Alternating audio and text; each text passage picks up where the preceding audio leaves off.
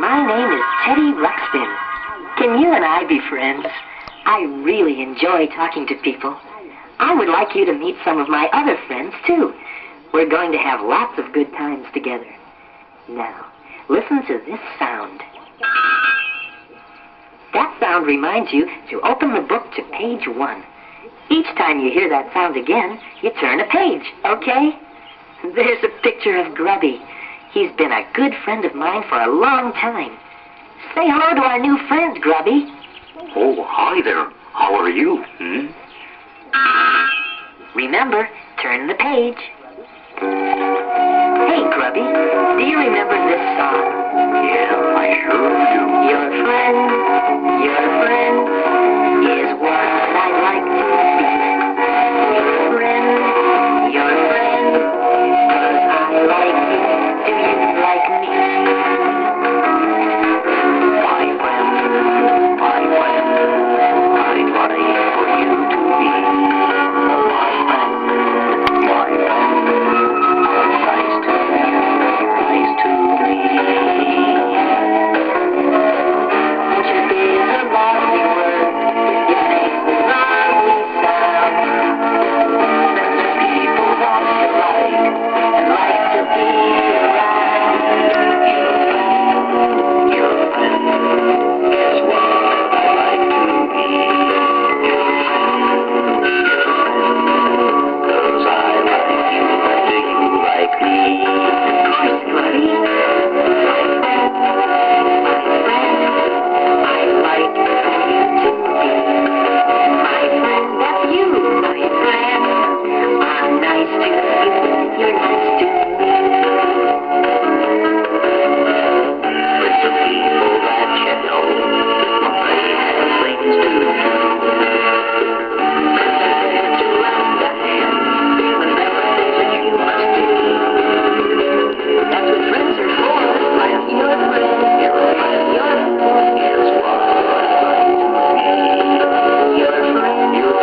Your friend, 'cause I like you, you like me.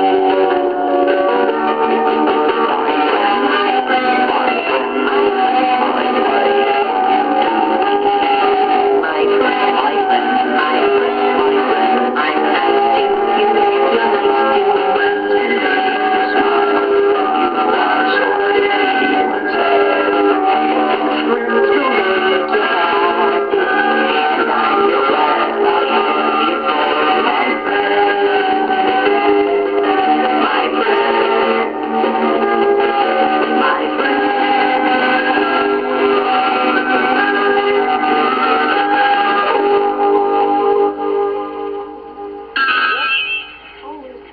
Grubby and I had always wanted to go in search of new and wonderful things.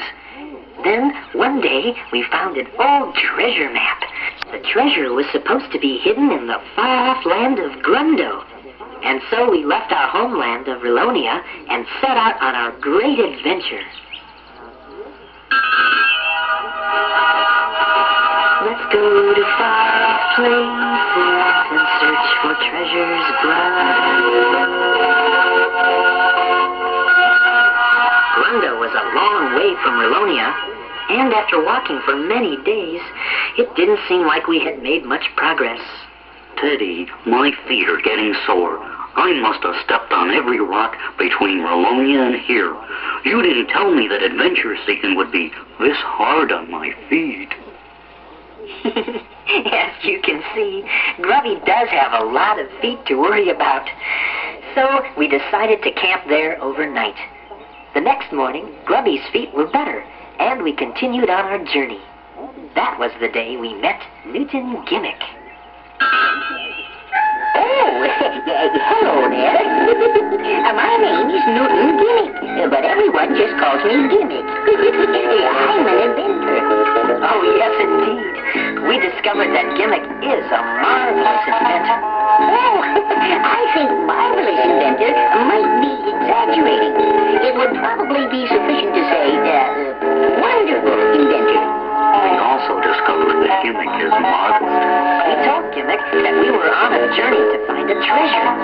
He said that one of his latest inventions might be very useful to us. Grubby and I So we went to Gimmick's house to see just what this new invention was. Yes, here it is. I call it an airship. It looks like a boat. Oh, well, as a matter of fact, it did start out to be a boat, but then I realized that I'm not very close to water. No, you're not very close to water. Yeah, it would be kind of good for a boat to be close to water. Precisely. That was my exact conclusion. But then the idea hit me. If a boat could float on water, it could also float on air. If the air is hot, that is. Gimmick explained that by pumping hot air into a giant airbag under the ship, the hot air would rise and cause the ship to lift off the ground. It sounded logical, but somehow something didn't seem quite right. Teddy, something doesn't seem quite right. As the airbag filled with hot air, the ship began to lift off the ground. Hey, Teddy, it's working. Yes, just as I expected. Make sure all the tether lines are tight. Everyone, get aboard. The ship lifted off the ground, and Gimmick was delighted with his new invention. But somehow, something still didn't seem quite right. Do you know what it was? Teddy, something still doesn't seem quite right. And I think I know what it is.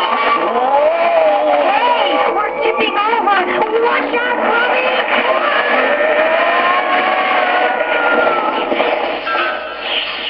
The airship had turned upside down and crashed. Apparently, something wasn't quite right. Oh, really? Maybe it was the hot airbag trying to get out from under the ship? Yes, Grubby. That may be it. What Grubby said was correct. By any chance, did you expect what would happen? We discovered that the hot air should pull the ship up into the sky, not push it, which meant the ship would have to be suspended by ropes from the airbag. Indeed, Teddy. And once we had done that, everything was all right. Well, almost all right anyway. You see, we could make the ship go up and down okay, but we couldn't steer it very well. In fact, we got stuck in a tree. Suddenly, we heard a tiny voice. Just what are you doing in my tree? Who said that? I said that, and I'll say it again. Just what are you doing in my tree?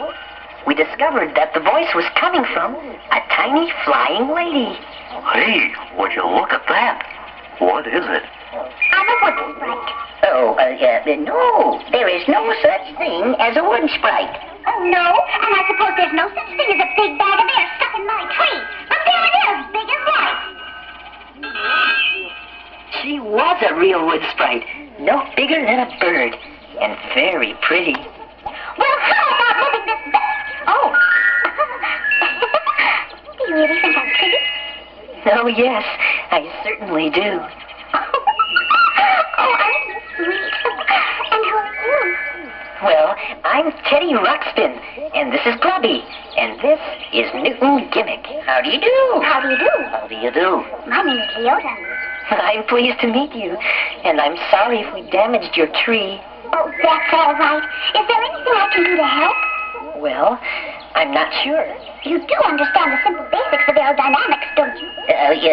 Huh? Leota showed us how to get down out of the tree. Then she gave us some ideas about steering the airship. Now, in order for your airship to move in any given direction, you must apply a force in the opposite direction, such as this large manually driven propeller. Then you will have to know something about the effect of wind and various aspects of navigation. It's very simple. Well, it all sounded very confusing at first, but Leota had been flying all of her life and knew just what we should do to make the airship work. And so at last the airship flew perfectly. We said goodbye to Leota. Goodbye. Goodbye. Goodbye. Goodbye, everyone. And we were off on our way to Grundo in search of adventure and maybe to find a treasure. Grubby and I had met two new friends, Newton Gimmick and Leota the Wood Sprite. And I think we started to learn that it probably wouldn't matter too much if we ever found a treasure or not. The important thing would be the people we would meet and the things we would discover along the way. Come and discover the world with me. There are lots of people we can meet, lots of things to see. So come and discover the world with me. What makes the leaves in autumn fall? What irritates a honeybee? Why are some people 6 feet tall? And others only 3. What makes the snow in winter fall? How does a sheepdog see? How come my favorite rubber ball can bounce into a tree?